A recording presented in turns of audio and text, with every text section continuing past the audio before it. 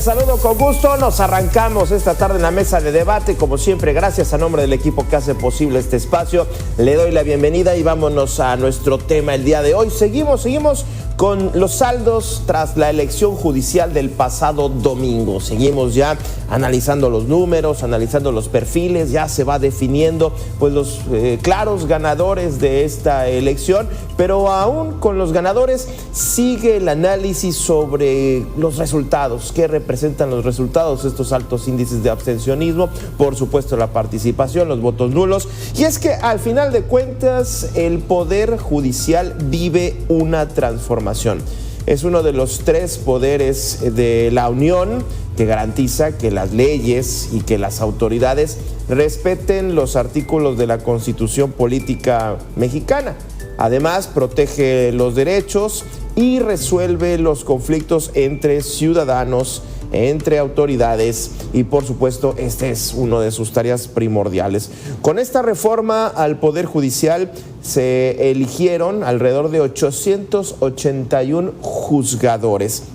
La pregunta que nos hacemos, porque en el discurso oficial es que esta nueva medida para elegir a los juzgadores pretendía mejorar la justicia, la impartición de justicia, que estuviera pues limpia, digamos, de corrupción. ¿Mejorará la impartición de justicia? Pues es una pregunta que vamos a tratar de responder. Lo cierto es que el Consejo de la Judicatura ya desapareció. El órgano que durante más de 25 años nombró, evaluó y sancionó a jueces, ahora pues pasa a la historia, ahora se crea Tribunal de Disciplina Judicial. Otro dato importante, el 64% de los mexicanos no confía en los jueces. México ocupa el lugar 118 en 142 de 142 en Estado de Derecho. Pues con esto arrancamos a debate. A debate. Bien, vámonos justamente a nuestra mesa. Saludo con gusto a Gabriela Díaz Salinas, abogada. Nos acompaña con el gusto de saludarte, Gabriela, y Andrés Alcántara Silva, abogado también. A ambos les pido una opinión de un minuto 30. Ahí va a aparecer el reloj para hacer más dinámica esta mesa. Pues sí, seguimos tratando de entender los resultados. ¿Qué saldos le sacamos en este primer saque? Me voy contigo, Gabriela. ¿Qué saldos sacas de la elección del pasado domingo? Bienvenida. Adelante. ¿Qué tal? Muy buenas tardes a ti, Gabriel, a ti, Andrés, y a todo tu auditorio. Un gusto estar por acá. Mira, la verdad es que yo veo un saldo positivo. Eso no significa que se niegue que existen ahora nuevas áreas de oportunidad, existan cuestiones que sean perfectibles. La propia presidenta Claudia Sheinbaum lo comentó. Este fue un primer ejercicio democrático de un poder que había sido históricamente opaco, tradicionalmente oscuro. No sabíamos qué ocurría adentro del Poder Judicial. Había que estar muy metido dentro del mundo del derecho, y no solo eso, sino dentro del mundo judicial, para conocer más o menos quiénes eran los perfiles que dirigían a este poder, ¿no? Entonces, creo que fue un primer ejercicio bastante importante. Yo creo que se marca un hito histórico en el país, a pesar de la baja participación. Creo que aún con esa baja participación, que fueron 13 millones de personas quienes salimos a votar, aún con esa baja participación, creo que pues ya es mucho más democrático el Poder Judicial de lo que era antes. O sea, antes 128 personas eran quienes decidían, por ejemplo, quién era ministro, quién era ministra, y ahora 13 millones de personas salimos a refrendar nuestra voluntad ahí en las urnas. Entonces creo que pues sí es un proceso que tiene sus áreas de oportunidad. Sin embargo, creo que fue un muy buen primer ejercicio democrático del Poder Judicial. Muy bien. Andrés Alcántara, ¿qué lecciones, si es que se pueden sacar lecciones, podríamos sacar de esta jornada del pasado domingo? Gracias, Gabriel. Antes que nada, saludar a Gabriela y saludar a tu auditorio. Me gustaría iniciar mi reflexión que pedías al principio diciendo que yo no estoy a favor de la reforma judicial. No lo estuve, pero aún así acudí a votar.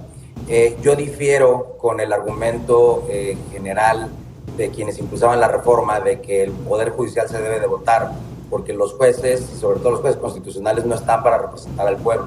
Para eso está el Poder Legislativo y el Poder Ejecutivo. Los jueces están para impartir justicia.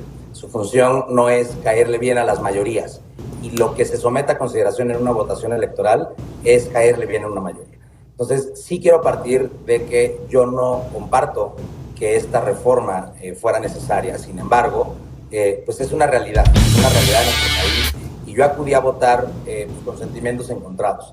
Y para responder a tu pregunta de qué lecciones nos deja o qué resultados deja, pues claro que deja un gran abstencionismo.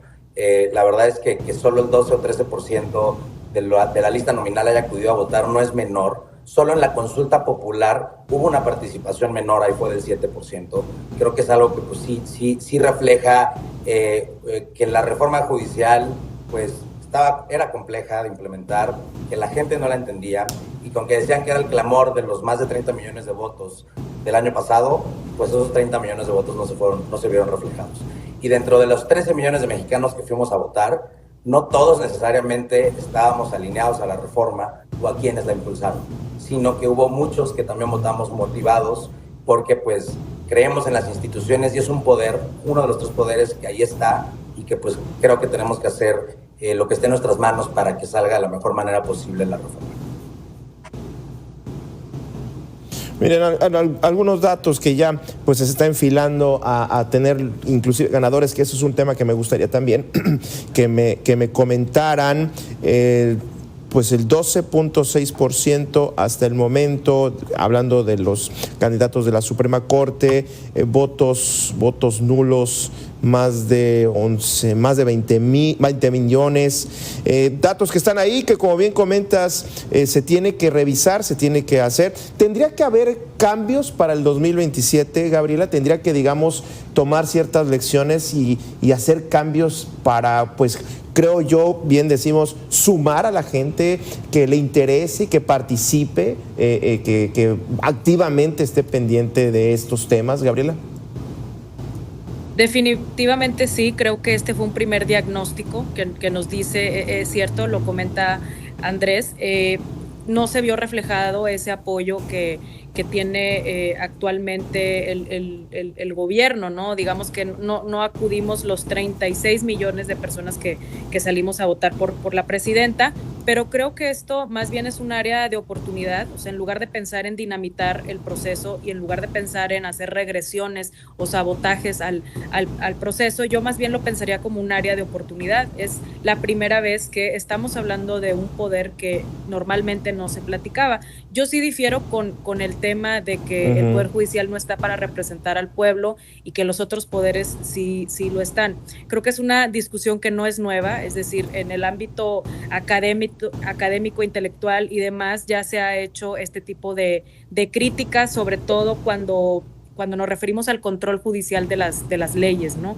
¿Qué es el control judicial de las leyes? Pues es un control que se hace por parte de los jueces y las juezas de todos los niveles a la constitucionalidad de una ley.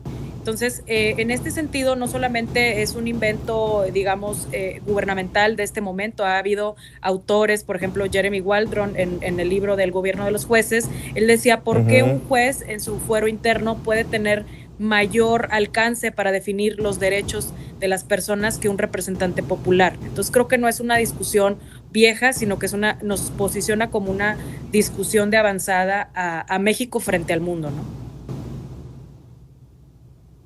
Que podríamos traducir esto partiendo de la idea del presidente López Obrador en su momento, que esta corte que deja, que sale, que pues ya queda, pasa la historia, digamos, empezaba a bloquear, tras intereses, digamos, de empresarios, de otro tipo de intereses, empezaba a bloquear decisiones de gobierno, y ahí se viene discutiendo esta relación gobierno, poder ejecutivo, poder judicial. Andrés.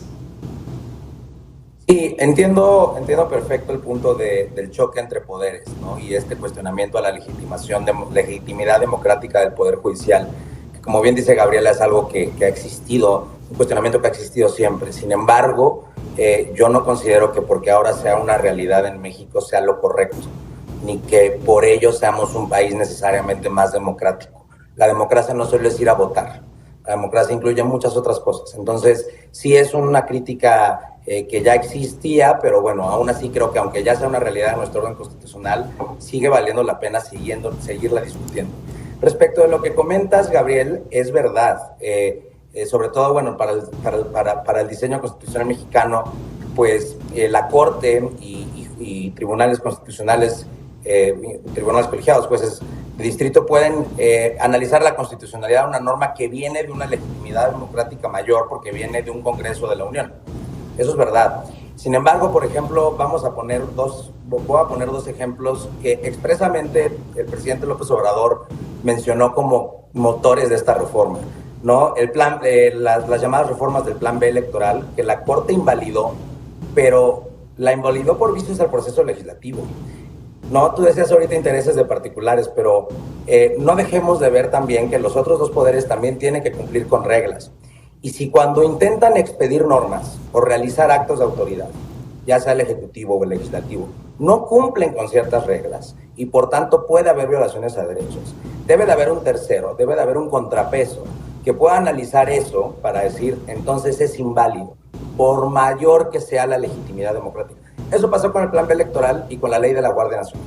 Eran contrarios en ese momento a la Constitución, hubo violaciones al proceso legislativo y por eso los invalidó la Corte, porque quienes hicieron el trabajo previo, el legislativo, no lo hicieron bien. Bien, ahora, detengámonos un momento y hablando de la legitimación, y le pregunto a ambos, ¿esta nueva Corte viene legitimada? ¿Sí trae legitimación? Teniendo en cuenta que me parece que para un juez parte de la legitimación tiene que ver con su experiencia, por supuesto con sus conocimientos y pues quién lo nombra, ¿no? Me parece que son, no sé si puede haber otros factores más, pero parte de la legitimación de un juez, de un ministro, pues me parece que serán como esas tres generalidades. ¿Sí vienen legitimados, Gabriela? Yo creo que sí, de entrada porque la legitimación se la van a ganar ellos al momento de dictar sentencia. Al momento de respetar el pacto social, el contrato social, al momento de respetar los valores constitucionales que se actualizan, digamos, conforme a la voluntad popular se va actualizando. Creo que en ese sentido ya no solamente los jueces y juezas van a estar legitimados por esa actuación constitucional y legal que tienen, sino que ahora además van a estar legitimados de forma democrática, es decir, ya salieron a conocer el país, ya salieron a conocer las verdaderas necesidades, ya salieron a tener un poco más de pulso de lo que verdaderamente necesita la gente, porque antes estaban muy disociados. O sea, yo misma trabajé en la Suprema Corte, trabajé también en el Tribunal Superior de Justicia de Nuevo León. Hasta existe como una disociación, digamos, física, social. Los espacios de los juzgados son muy diferentes de lo que realmente ocurre en las calles, ¿no? De lo que para la gente implica ir a un juzgado, presentarse ahí, gastar su tiempo, gastar su dinero en abogados. Entonces creo que por primera vez van a tener una mayor legitimación por esta parte de la representación popular. Creo que también no vale mucho la pena seguir discutiendo si la reforma es válida o no es válida. La propia Corte ya lo hizo. Por cuanto hace a este tema de la división, yo estoy muy de acuerdo, pero creo que también esa división de poderes de pronto se convirtió en una anulación de poderes. O sea, un poder no puede ir por encima de otro, que es lo que estaba haciendo anteriormente la Suprema Corte. Andrés, ¿llegan legitimados esta nueva Suprema Corte? Antes de contestar tu pregunta, en efecto, coincido completamente en que ningún poder puede ir encima de otro. Me parece que los 6 años que vivimos el sexenio pasado, vimos la clara intención de que un poder estuviera por encima de los otros dos, y no estoy hablando del judicial. Es una pregunta que al menos para mí es compleja, por lo que yo adelantaba en un principio y por eso empezaba con esa reflexión, ¿no? Con ese comentario de mi parte, que yo no estoy a favor de la reforma. La legitimidad del juez, como bien dijo Gabriela, pues viene en primer lugar de sus resoluciones, ¿no? De que sus resoluciones sean acatadas, de que sean apegadas a derecho, etc. Ahora creo que es incuestionable, porque coincido, pues y lo dije también yo, la reforma es vigente, ¿no? O sea, es algo que ya está en nuestro orden constitucional. Creo que más bien tendremos que evaluar a partir de ahora si verdaderamente el voto popular legitima más a un juez o no. Lo mencionaba yo hace rato. El someter a los jueces al clamor popular, a la mayoría, no necesariamente es lo que va a hacerlos preservar derechos. En otras entrevistas en este espacio yo decía, por ejemplo, ¿qué pasa si en una sociedad conservadora la sociedad está en su mayoría en contra del aborto? Pues entonces un juez no va a ir a decir que va a defender el derecho de las mujeres a decidir, ¿no? Entonces creo que más que responder la pregunta ahorita, tendríamos que esperar a que, como bien dijo Gabriela, dijiste tú, Gabriel, es el primer ejercicio que se hace de este tipo. Sí. Tendremos que esperar a que los demás nos vayan enseñando si en realidad sí le aumentan la legitimidad del juez o ponen en riesgo la independencia judicial. Ya.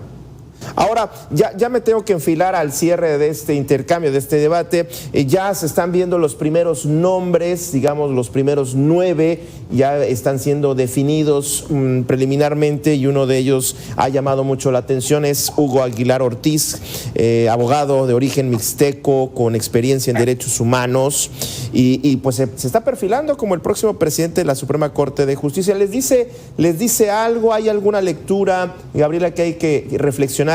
Adelante.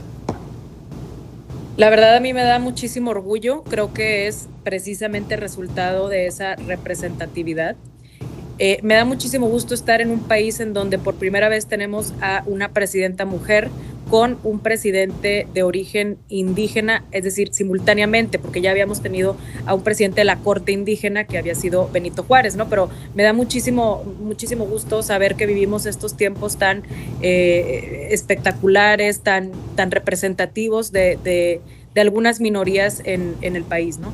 Entonces, bueno, yo creo que ese tema de, por ejemplo, que si un juez era conservador o que si no, pues eso ya pasaba, porque los exámenes de oposición judicial, no sé si la gente conozca, pero esos eran los exámenes por los cuales anteriormente se escogían a los jueces, eran exámenes profundamente técnicos y no se decantaba por si alguien tenía una ideología o no, o sea, es decir, no se prefería un juez que fuera más progresista que uno que no lo fuera.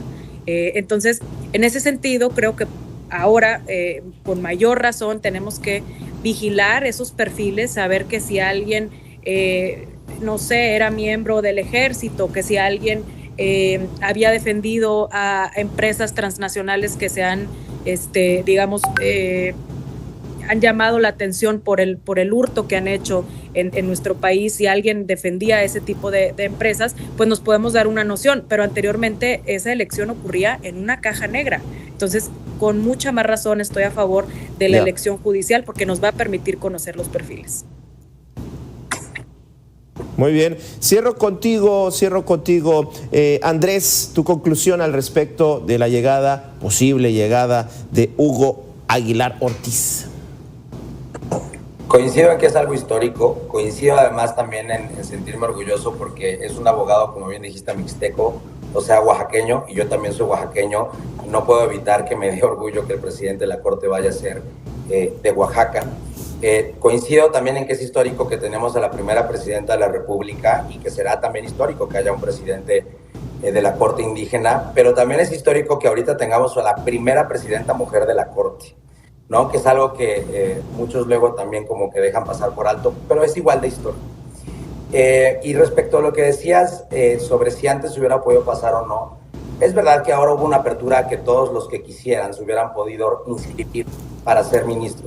Sin embargo, antes los presidentes el presidente Obrador lo pudo haber propuesto como ministro también. Muy bien, Andrés. Pues nos vamos, muchísimas gracias. Este tema, por supuesto, que da para mucho más. Gabriela, Andrés, muchísimas gracias por haber estado con nosotros. A usted también que estuvo con nosotros. Quédese en Mega Noticias. Con permiso. Gracias.